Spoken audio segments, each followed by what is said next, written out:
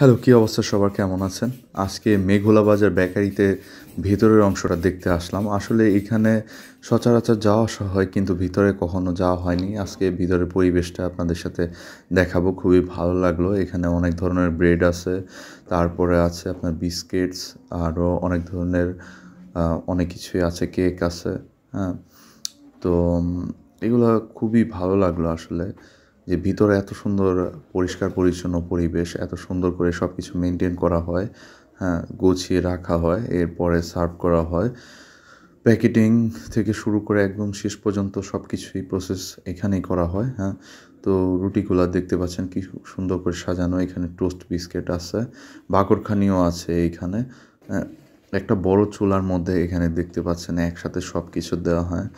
আবার বাইরে থেকেই বড় একটা চামচের মতো, যাই হোক, এইটা দিয়ে এটাকে আবার রোটেশন করা হয়, আপনার ঘুরিয়ে ফিরিয়ে দেওয়া হয় সুন্দর করে সকল কেসগুলো, যেন সব দিকে তাপমাত্রা ঠিক থাকে এবং সুন্দরভাবে বেকিংটা হয় আর কি, বেকটা হয়।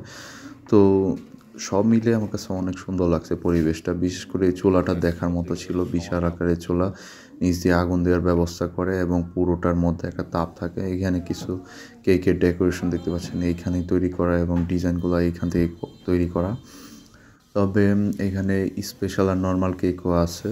ঠিক আছে, স্পেশালটা হচ্ছে হয়তো 1 পাউন্ড 350 টাকা অ্যারাউন্ড এইরকম হয়, আর হচ্ছে রেগুলারটা মেবি 220 টাকা বা 250 টাকার মতো এরকম হয়।